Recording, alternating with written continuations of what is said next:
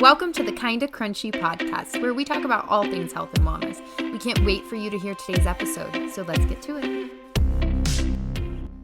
Hi guys, welcome to Kinda Crunchy. We have a super fun guest episode today. Yeah. We will not be in this location. We are just introing it, giving you some life updates before we head over there. For sure. She's an awesome guest, so you're going to want to stay on for this one because it's a really great episode. I'm sure we're going to learn a lot from her. But before we get into that, if you're new here, I'm Jensen. I'm Rachel. And this is Kinda Crunchy. And we're so excited to just have you listening today. Let's just talk about what's happening in our lives, what's new, what's been going on. So Rachel, start us off. Yeah, so I've been loving fall. It's been such a good vibe to just like have a little bit of cooler weather outside. I've been loving it. Yes. Something I've been doing, which is really weird for me, is we have Disney Plus through our phone. Oh, yes. Like our cell phone provider, with our plan. And I've never like really used Disney. I've never been a Disney girl. Like the movies, Disney World, any of it hasn't done it for me. But I just got this random urge to rewatch old Disney movies like Pocahontas, Tarzan. Like the old ones. Yeah. The old ones. And I have just been loving them. And for some reason, they made me feel oddly emotional. Like I'm like crying watching Pocahontas, which is not even historically accurate. And I'm sure it has its own slew of issues that people don't like it for. But just the music in that, so orchestral really and beautiful. I love the song Colors of the Wind. Yes. That has always been like my favorite Disney song. Yes. But Logan wanted to watch Tarzan the other night. Also great music. Phil Collins went off in Tarzan and the Lion King, right? Isn't that... You'll be in my heart. Yes, yeah. So I've just been loving rewatching those. I did watch Moana, which is a little newer. Yeah. And I just think it's wonderful. I love it. But I've just been watching all these old Disney movies, and they've been making me feel nostalgic, and I've been loving them, and the music's beautiful, and the stories, and I'm just like inspired by them. Old Disney is the best. I hate when they try to remake them and then they're just crappy, and I'm like, stop trying to change what was already amazing. Like, you're not making it better. Yes. Didn't they remake Tarzan recently? Like, live action? Or am I wrong? Disney, I think so. Disney is live actioning every movie, and I'm just kind of over it. That's like, true.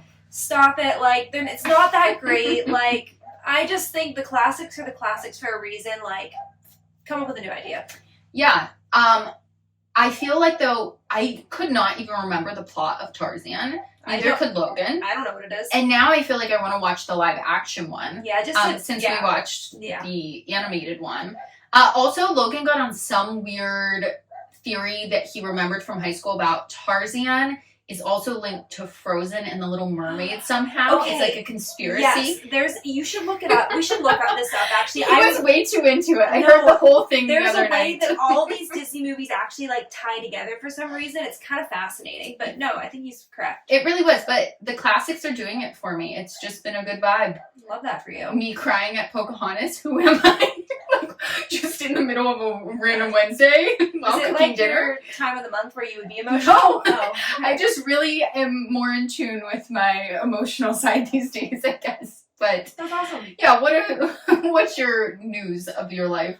Well, one thing that I did was I fasted, and it wasn't food. So I was just fasting more for spiritual purposes, not for like intermittent fasting, just more like focus on my relationship with the Lord, time in prayer. And I was like, what's the one thing that would be really hard for me to give up? And I'm like, that's the thing that I don't want to give up, that I should give up. And I was like, I can give up any food, I can give up anything, social media, whatever that is. And then I was like, ooh, coffee. And I thought about it, and I've never given up coffee for more than 2 or 3 days. I just love it. It genuinely makes me so happy. Wait, side note. Before I get into that, do you want to know what I did? I created a note on Logan's phone with all my coffee favorites, so if he's ever like driving by one of my favorite coffee shops, he knows what to get me. Brilliant. Yeah. She's the mastermind, guys. Do it. Just put it in your husband or boyfriend's phone. Any of your favorite how'd things. that get there? And they're like, and you're like, oh, you were at that coffee shop and you knew exactly what to get me because it was there for you. Take out the guesswork. Anyways, So I was like, I should give up coffee. So for 21 days, I did not drink a sip of coffee. Wow. You probably saw me on my matcha kick. It wasn't... Were you exhausted, Jensen? No. Okay. No. This is what I'm going to talk about. I realized that I am not addicted to coffee. I don't have withdrawals. That's amazing. I only have like usually 1 or 2 caffeinated cups a day, and I don't feel like I ever actually need them. I just genuinely love the taste and joy of coffee. I had no headaches. I had no withdrawal. I had the same amount of energy. But when it was 21 days were over, I was so happy to have my coffee back. It's cozy. Like, I don't love coffee. Yeah. I just like the feeling it gives me. It just makes, and especially when it's getting cooler out and the warm drink in the morning. And like, so our church has just black coffee, and I don't know, I literally tell Logan, I was like, that coffee is blessed. It's probably just like Folgers crappy coffee. It's like they made it with holy water.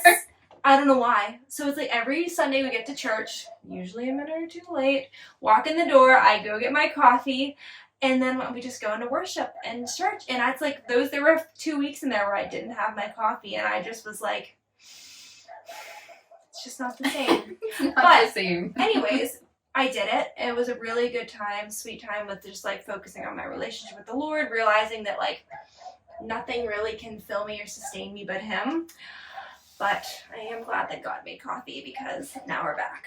Thank you, Jesus, for coffee. Thank you, Jesus, for coffee.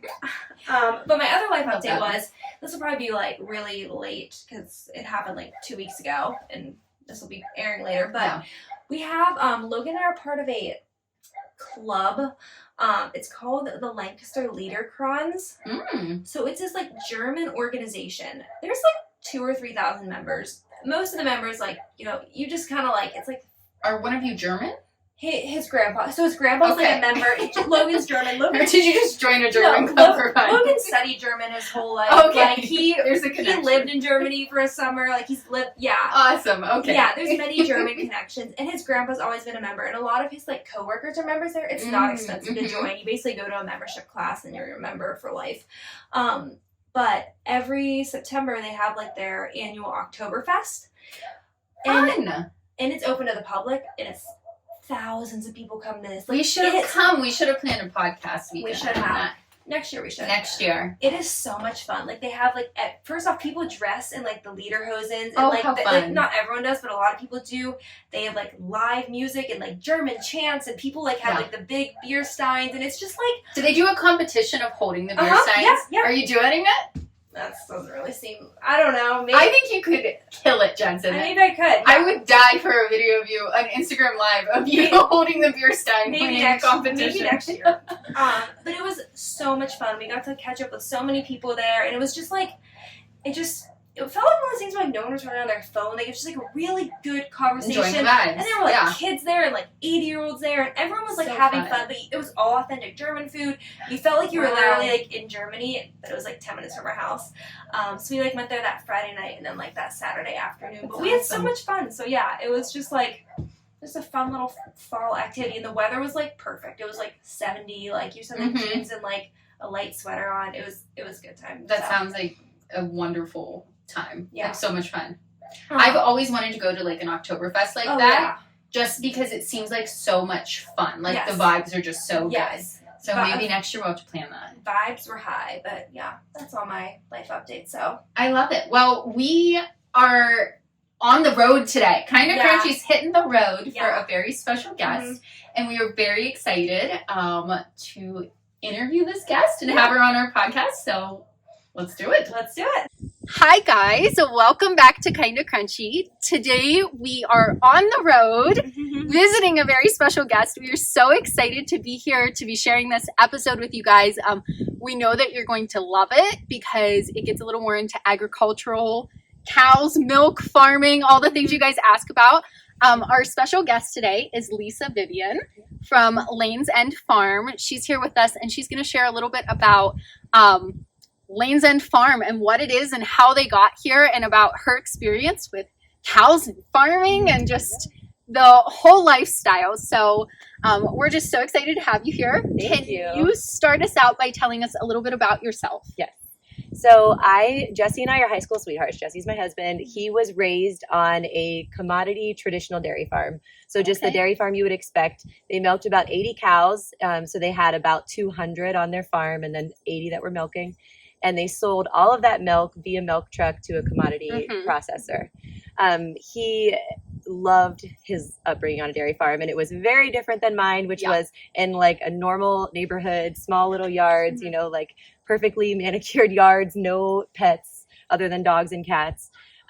He loved his upbringing. And so when we had our first daughter, we moved on to this property, which is about 20 acres.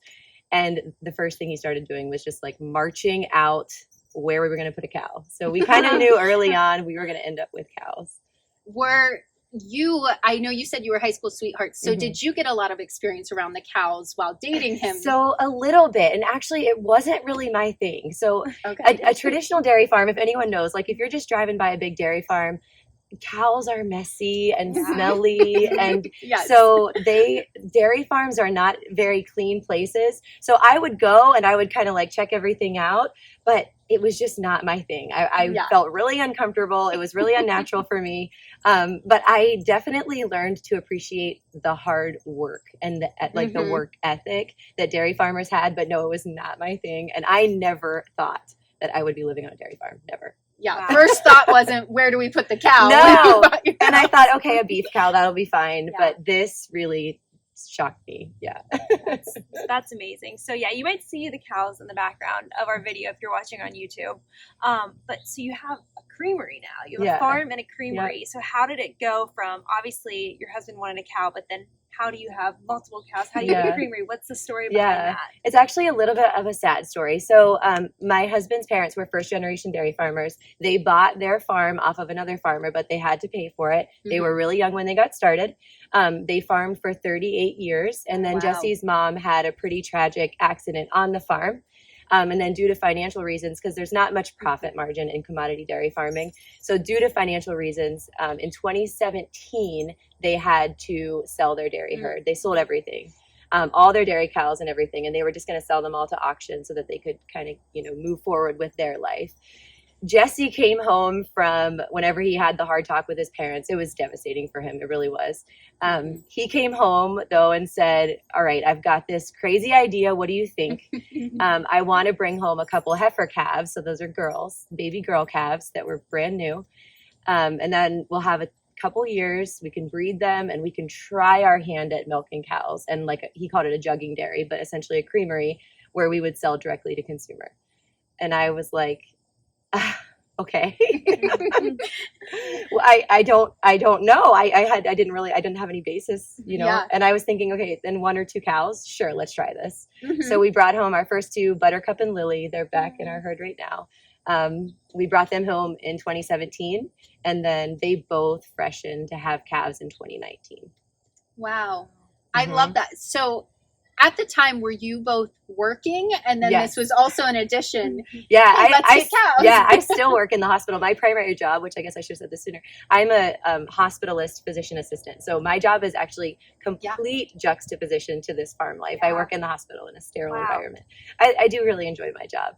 And Jesse's a real estate agent. We both had other jobs completely. And then, the idea of the creamery came up, and then the clock was ticking, and we're people of faith. And so we really, we prayed over it, and we kept thinking, if we can make this work, and if we can do this the right way, building this farm up, using what we can afford to do. So we didn't want to borrow. We didn't want to get ourselves into any debt over it because we didn't know if it was going to work. It was just like a project. Yeah. So we slowly just, saved away, put an addition on the barn, got a hold of our dairy inspector, who also thought we were crazy. Now he's like our best friend and our number one cheerleader, but he thought we were crazy. Awesome. And then, we started just chipping away at building everything so that in 2019, we were ready. We had milk and we were ready to start. Amazing how it kind of just evolved. And like you said, a very sad story that's blossomed into something so beautiful. Yeah. In this transition of his parents' farm having to shut down, I know you were saying they sold more commercial, large scale. I'm sure that was one of the factors in your decision to sell smaller scale to consumer here in Brockway. what all went into that decision? Was that the only basis of that, or kind of why did you decide to go straight to consumer on your own farm rather than the big commercial route? That's a great question. So in today's modern dairy culture, the small family farm, so milking 80 cows or less, like Jesse's parents did, if you sell just a commodity, the prices are terrible, the margins are minuscule, and it's really tough to make a living. Mm-hmm. So whenever we brought this back, I actually forgot this till just now. Jesse, we were not sure that people would want just fluid milk. We didn't know what people would want, but we knew that with 2 cows, we could not sell to commodity. So our thought was, what if we did cheese? What if we started making cheese? So Jesse actually went to Penn State and did the cheese making course, and he's a certified cheesemaker. He did that like in 2018, I think. Got that in his back pocket. So when we were choosing our vats, our pasteurizing vat, when we picked those out, the idea was they also need to have a secondary function as a cheese vat, which they do, because we just didn't think that anyone would want to buy milk. So going into it, we knew we had to sell direct to consumer, but our original plan was actually cheese. And wow. Yeah. So, and have you done any cheese up to almost this point? none. Yeah, we've made, in the beginning we did. Okay. But since we got our official inspection, I mean, the timeline was just crazy. We got our official inspection the end of February of 2020, and then COVID came in March. So then it was like, well, what are we going to do now? But then that, as you guys know, that whole local food movement really picked up with COVID, because there was the food scarcity, people were afraid that they weren't going to have access to food. So I just put up a Facebook page, and I thought, well, let's just see what happens with the milk. Yeah. We had, in the beginning, just Buttercup's milk. And then a month later, we had Lily's milk. So a cow makes about 5 gallons of milk a day. So the first couple of months, we had 5 gallons of milk. And I thought, well, we'll just, drink it ourselves, give it to friends and family, sell what we can. And it was like wildfire. It sold in minutes, and people were like driving back the road constantly. And so then we knew we had something. I mean, and most of our customers were like either young people that were telling us, I've never had milk like this before, this milk tastes so much better, or older customers who say, this is the milk of my childhood. I remember getting this off of so-and-so's dairy farm right out of the tank. I can't wait to drink this milk again. So it's amazing when you have like really good milk, how it compares to, hi buddy, when you have really good like homemade milk from a farm, like compared to a store, like the store just tastes like watered down, and it's the quality is like amazing. Unmatched. Yeah, you're so right. Yeah. The customers tell us that all the time, and we're so proud of it. We're so proud of the quality of our milk. Yeah. There's I think there's 2 like parallel movements where you see a lot of people right now going to the plant-based milks or alternative milks. Yeah. At the same time, we're seeing a lot of people that are transitioning to more locally sourced food and looking for that. So we're big fans of like whole local foods, milk. We both even have tried raw milk at different times, and we believe there's like a lot of health benefits behind milk as itself and dairy in general. And then anything locally sourced is going to be a better source than the grocery store, just because it's fresher. You know where the ingredients are coming from, the animal it's coming from. There's just a lot more there that is transparent. Yes. So I know you work in healthcare, and I wasn't sure if you'd be willing to share from your perspective any of the benefits of getting locally sourced milk or dairy and why that is such a positive in the health spectrum. Of course, yeah. And you mentioned raw milk. We believe wholeheartedly in raw milk. We just don't do it because when we started, like we said, our inspector thought we were crazy. We wanted to do cheese. We just didn't have the funds to get the testing facility and all the testing needed for raw, but we really believe complex. In it. Yeah. And actually, our milk is as close as you can get to raw. So it's pasteurized in a vat, the old-fashioned method, like the Louis Pasteur method you learned about in elementary school. The milk goes to 140 degrees Fahrenheit, stays there for 30 minutes, and then is cooled back down. So it doesn't have like a longer shelf life than other milk per se, because it's still like minimally pasteurized, and because it's not homogenized. I think that's the big key when it comes to dairy intolerance in people, and why our milk is probably more beneficial than like ultra pasteurized, ultra homogenized milk. Is homogenization. It's the process where the fat globules that should rise to the top in milk are like centrifuged essentially, so spun really fast so that they're broken into tiny microscopic pieces, and they disperse through the milk evenly. And the problem with that, in like the little bit of research I've been able to find, is that when you're digesting it, the human gut is not designed to digest those teeny tiny, microscopic fat globules. So it's harder to digest. But I think by not homogenizing the milk and letting the cream rise and stay in its whole form, it's easier to digest on the body. Yeah. And a lot of our customers will come to us for that. And, like kids, especially, we've had children with eczema that have, their eczema has been cured because they switched to our milk from store milk. Made a lot of just GI intolerances from customers that say, I can only drink your milk because it doesn't bother me. I think that's a lot of the health benefit. And one other thing too about our milk that we're super proud of is we do not feed any fermented feed. So on a traditional commodity dairy farm, you're pushing for production. You want the cow to make as much milk as possible because that's ultimately your paycheck. So in order for the cow to make more milk, you feed them a higher calorie diet. So that would be like, we call it fermented feed. So they take a corn mixture and then they allow it to sit and ferment. So almost like sauerkraut, but kind of. It creates more sugar content, more calories. And then the cow in turn can make more milk. Yeah. We don't feed any fermented feed, mostly because we never had the equipment because we're on this little like DIY place here. But also because we thought if we're selling directly, the flavor needs to be the most important thing. So by not feeding fermented feed, we don't have any of that altered, like you can imagine, if a cow is consuming a lot of sauerkraut, that taste is going to pull through in their milk. Yeah. So our cows only eat dry hay with a supplement of grain just for their minerals. And I think that dry hay and grass-based diet, 100%, is what changes the flavor. And also I think it has health benefit too. Yeah. Yeah. That's awesome. I feel like my mind's blown. Sorry, the amount of info just given. That was so good. I'm going into a lot of things. No, that's so good. Our listeners love that. Because a lot of them wonder why when I'm drinking store-bought milk, why does this bother my stomach? And like that was a perfect explanation because I didn't know that. Yes. So. And actually one of our first episodes we ever did on the Kind of Crunchy podcast was about raw milk and, kind of talking about, if you have an intolerance to dairy, sometimes when you try raw milk, that's not going to be the case. And we had a lot of people who messaged us and were saying, I'm a little scared of the raw milk thing, or it's hard to source. What's the next best thing? And I was always saying, Lane's End. They use the low heat pasteurization method, the old fashioned one. So they're still keeping a lot of that good stuff in there. And we've always said, like, find a local cow, someone with a local cow, even if they are pasteurizing, where you can go see that cow, meet it, where the farmer, the animal it's coming from, the treatment they're experiencing,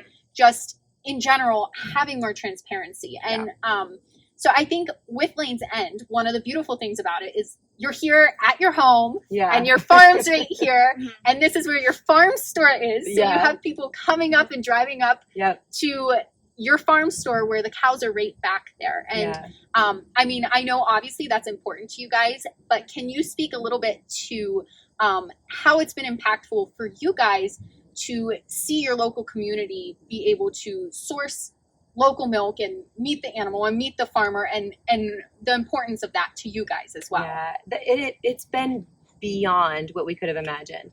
And just like, our farm shop is open minimal hours just because of our availability right now. And even in that time, the people that come through, it's so meaningful because it is really hard, kind of thankless work. Otherwise, farming, cows can be difficult. They're big. They make a lot of manure. They make big messes. And sometimes it is just frustrating work. But whenever you get, a kid that runs through the door and can't wait to grab their chocolate milk pint, it just makes you feel so much better. Yeah. We also have this really cool partnership with Andy from Sunrise Coffee Bar in Brockway. She started the coffee shop downtown, and she exclusively uses our milk in all of her lattes and any of her drinks. So cool. So we've met so many people that have come from there, weren't going to come out to our farm otherwise, but said that was the best latte I've ever had. I had to come out here. I had to see this. So it is really cool. It's cool to see it come full circle. Yeah. That's awesome. I feel like every coffee shop I go to, I'm like, man, I wish they actually use like real good milk here. So that's so cool that you're able to partner with her. Yeah. That's awesome. And it's been the best partnership. Yeah. Yeah. I'm just curious, just sitting here looking at your farm, like and obviously you guys work full-time jobs. What does your normal day to day? Like, how do you get it all done? Like, what does a typical day look like for you milking? Well, you guys see Jessie right now. Yes, hard at work. Jesse's pushing hay right now to the heifers. These are the young stock over here. We've kind of got them scattered. So Jessie does almost all of the laborious farm tasks. The kids and I help when, like, usually in the afternoons, we'd be out here right now helping. We help with afternoon chores as much as we can. But Jesse does, like, he wakes up around 4, and by 4:30, he's down milking the cows. We do milk once a day, and I can talk a little bit more about that later. So we only milk our cows in the morning. So he starts milking in the morning, and then he also gets all the milk rolling for whatever they're going to process that day. And then the kids and I wake up and now it's school. So we get everything from the house side done and moving for school. I would say my job is, I help him bottle milk as much as I can. I am the gelato maker, I suppose. I'm the one who makes the gelato. And a lot of that is because I've just struggled with trust. I need to let it go a little bit. But so I make gelato 1 or 2 days a week. So then Jessie and I will be down there doing that. And then otherwise I do primarily all of our online marketing, and then say like any online sales, any online marketing, social media marketing. And then I also manage keeping track of labels and all of the supply chain stuff. So yeah, but for the most part, our day starts with Jessie milking in the morning, and then once we get the kids off to school, we start bottling, and that lasts until about 1 or 2, and then deliveries, and then chores start around 3, and then chores end usually by 6 or 7. So it's a full day. Wow, a full day every day. Yeah. And I love how multifaceted you are, because you have this degree and work in healthcare. Yeah. And then you're also working on a farm.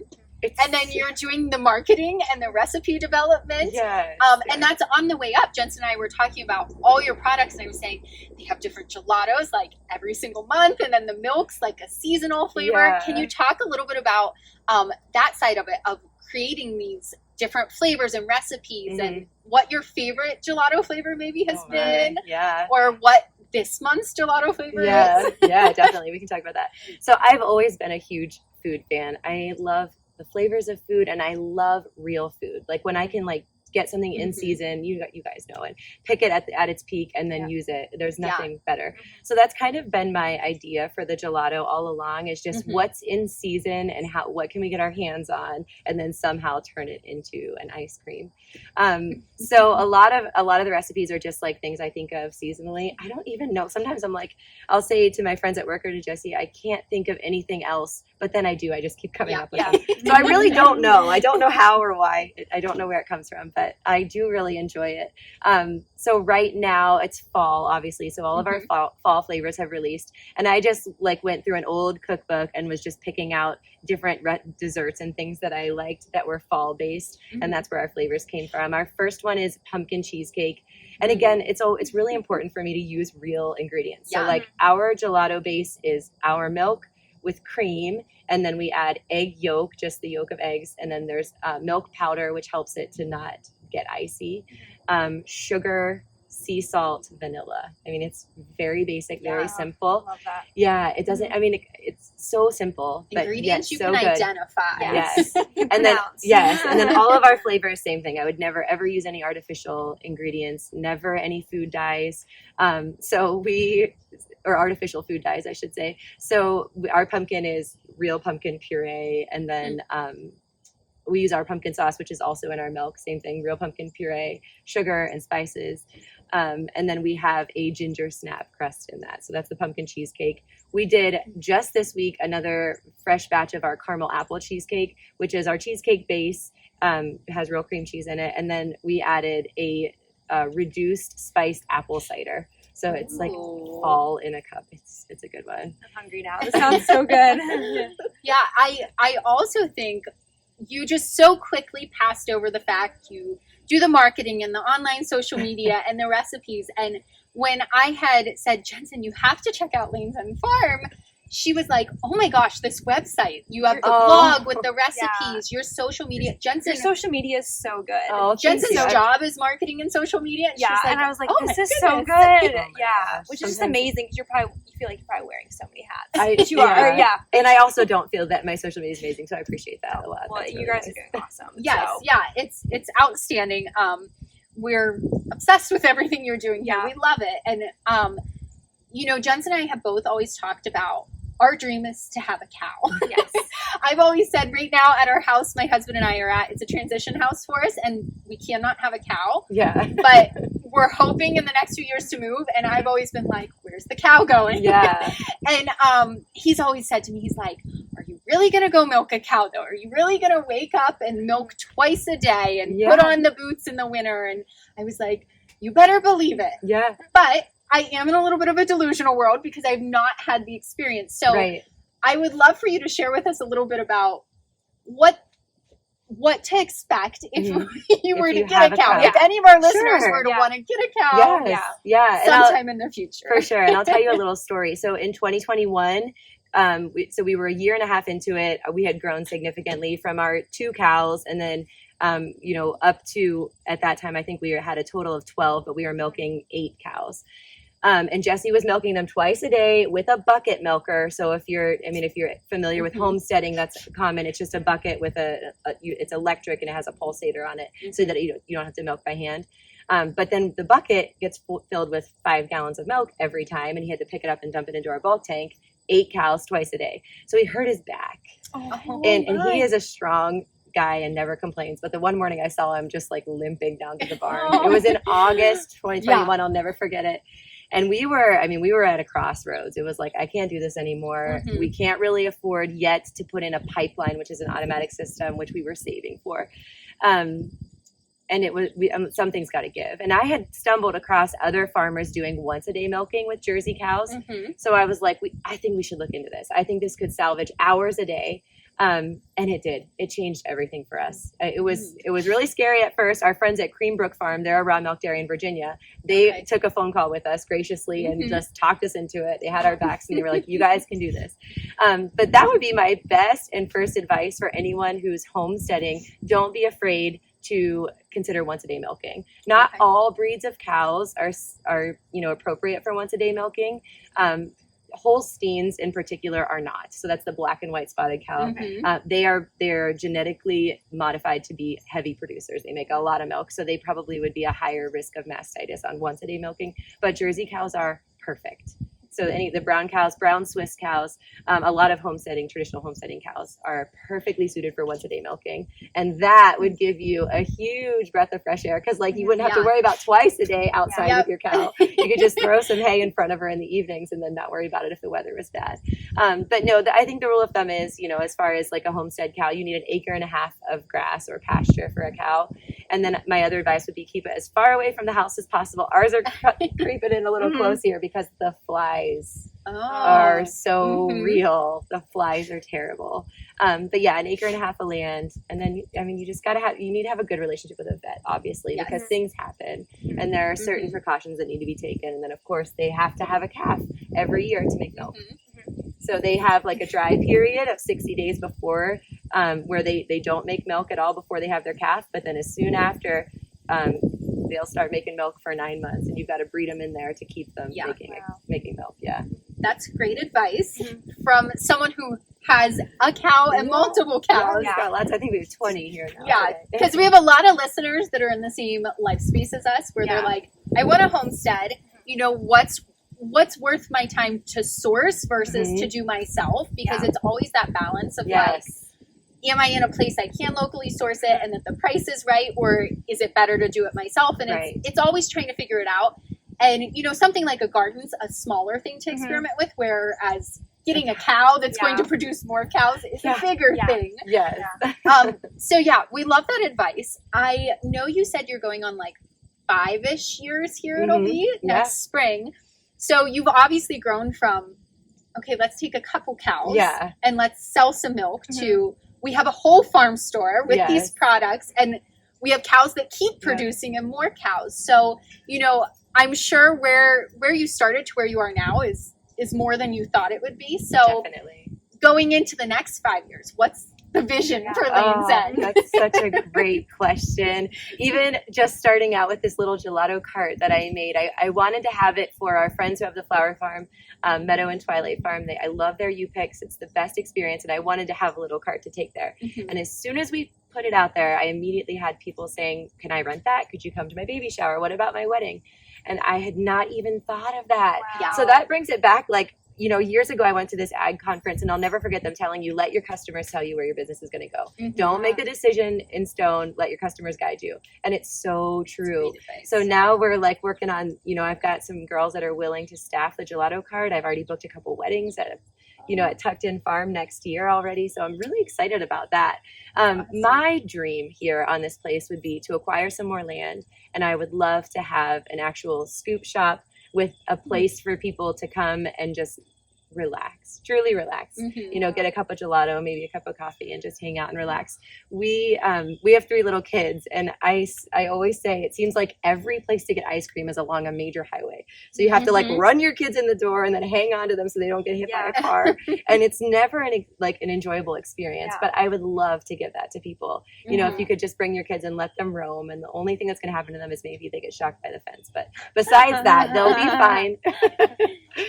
But I would love to have that, like an actual, like a real space, and then you know, give people a place to come and really enjoy the farm. Mm-hmm. I feel like creating like that atmosphere, like I feel like that is such like a big thing nowadays. Like it's not just the food, it's like the whole experience. And I feel like you could totally provide that here, and that would be so special. So yeah, I would love to do that. And that people definitely crave a slower paced life today, it seems like, or at least some sort of escape to, you know, be around animals, or just kind of like you were saying, that feeling of like, this feels good, this feels nostalgic in some sort of way, or like I'm just at peace here and like filled with joy. And I think your farm already does that with like, your shop is so aesthetically pleasing that it just feels so good to be there, to again see that animal it's coming from, and have that whole experience. But I think it's exciting to see where you guys have come and where you're looking to go, and who knows where that may be. Right. Because, you know, you can plan, but plans never go as planned. It's true. Yeah. I know another thing we're looking into is we are regularly getting questions from aspiring dairy farmers, or even homesteaders that want to try to make a little bit of money, or dairy farmers that are trying to find a way to get into value added processing and start selling their own milk direct to consumer. I mean, I've gotten questions from all over the country, even outside of the country, just from my little social media account.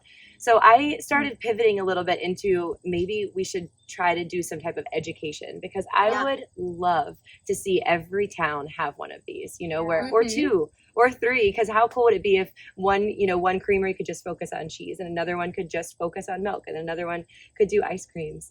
I mean, it would just be such a gift to the community to get a chance to get to know their farmers like that.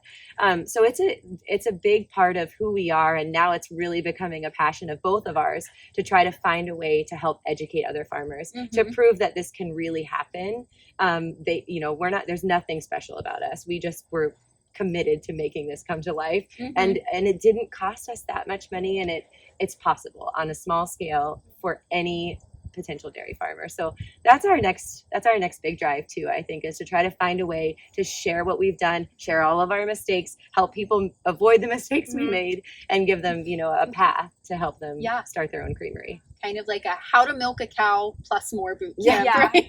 I know. We could do that too, because Jessie is a pro at all of that hand milking, and because we do hand milk sometimes whenever they first come fresh. So we're pro at all the things. I love that, because I feel like we're in such a good area here, and so blessed to have, you know, families that have these small product to consumer farms like you guys do. I live in the Punxsutawney area, so you're a little ways away from me, but I have several farms around that I can visit and get local products. And it's such a blessing to be someone living in an area like that, where I can source everything that my family's eating from people that I personally get to meet and see their animals and know where the food's coming from, and know that money's going to them as a family and then back into the community where they live locally. And so I think that's just such an awesome kind of add on our mission. If you do pivot that way, or maybe it's just one of the additional things you do in addition to all the other. Because really empowering communities like that, to have several people that, you know, you guys do dairy, maybe someone else does just the chickens and eggs, or the veggie garden. And when we can really build these communities up of having people who have these skills but also want to develop them into businesses where we can all work together and really self-sustain as a community, I think that's the dream of all the people that want to be homesteaders. And it gets overwhelming, like, to do it all, like, okay, well, I want to have kids and need to send them to school and then work a job and then have a cow and have chickens and have the garden. So really having these pinnacles in the community like you guys is such a blessing to so many people, and I think that's awesome. I think it's crazy how we've come full circle, because this is how things used to be. Like, you used to have all this, and then we put everything in one grocery store, and now we're coming back to it. So you're so right, because that is what our customers tell us too. This is the milk of my childhood. You know, they always, at that ag conference I went to, they said you have to identify who your, you know, ideal customer avatar is. Who is your primary customer? And the first couple weeks, I was like, I think it's the 70-year-old men. I don't. That's so they funny. appreciate this milk because it's nostalgia to them, and it's what milk should be. It's real milk. But now, oh my gosh, our customer base has exploded. But it's amazing to see people come back and say that's the way milk should taste. Yeah, I love that. My dad's definitely one that's like, no, we used to have to go milk the cow. And my mom says, yeah, we got it in glass bottles on the porch.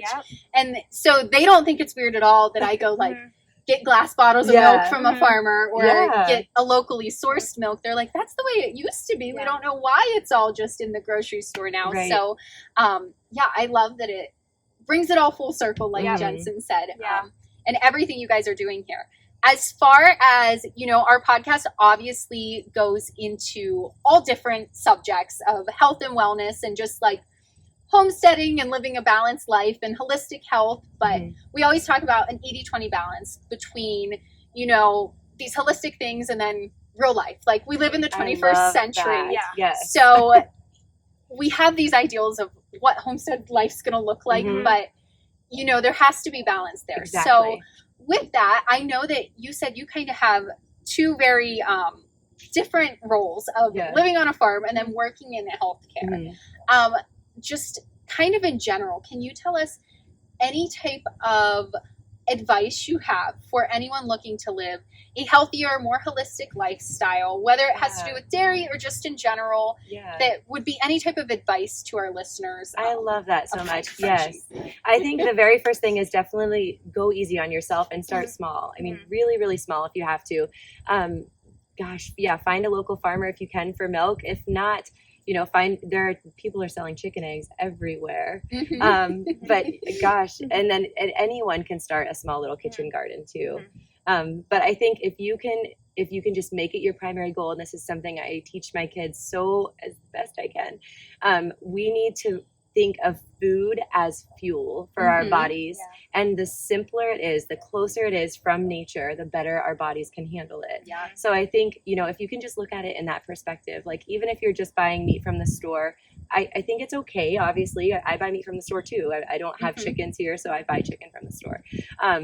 But I think you just have to tell yourself, whatever I'm eating, whatever I'm choosing to eat, I want to try to get it as close to the source as possible so that it's easier on my body and better for my body. That's great advice. We love that. We always have so many listeners that ask us questions like, where do you guys get your chicken or your beef or this or that? Because I think we're all in that struggle of like, where can I source this thing versus that thing? It's hard. So, it's hard to find. It's hard to find a lot a good sources. And, you know, even if it's small, you have to make sure you're getting it from a trusted farmer too. So like, there is a balance there. There really is. No, but that's wonderful advice. Do you have anything else you want to add before we sign off? You've already shared so much. I mean, I think listeners are gonna love. If I could add anything, it would just be that, you know, if this is something you wanted to do, if having your own family milk cow, or, you know, if you were raised on a dairy farm and want to consider the value added space, you know, through a creamery selling direct to farmer, it is possible. It is a daunting task and you have to be committed, but you definitely can do it. Thank you so much. Seriously, for everything. I feel like this is what happens with a guest. We just like our eyes are just open. They always teach us so much. So I feel like I definitely learned so much, and I'm sure you did too, Rachel. This was amazing. Thank you. I really appreciate you guys coming out. Yeah, we love being. This is so fun for us. Literally, the honor is ours. We were like, oh, we can't believe she's letting us come interview her. Yeah. We're so excited. So, yeah. yes, thank you. We know our listeners can't wait to listen to all of this, and I'm sure they enjoyed all of it because these are questions they always ask us. And Jensen and I were saying before we started, like, neither of us have a cow. We're not in ag at all. So it's great to have someone on that, like, is more of an expert than we are. Well, we will go and you guys can pet them all. We've got lots of cows ready to be pet. All right. Well, then it's time to sign off. That's our sign. Yeah. But yes, just thank you again. This was wonderful. And we will share all the links to Lane's End in our bio, in our show notes. Please go check her out. If you're local to this area, I can't recommend the products enough. I know she's here in Brockway, but also in DuBois and Brookville in multiple locations, which you can find on our social media or website. They have their products, which is where I pick them up a lot. So yes, please go check her out. If you're interested in getting a cow, starting a small scale creamery, I'm sure she'd be a great resource for you as well. So that's our next step. Thank you again. Thank you. All right. Bye guys. Remember, although we talk all things health and wellness here, this is not medical advice and you should always seek out your medical professional for further questions. Thanks again for listening. Please remember to share, comment, and subscribe to help support our podcast.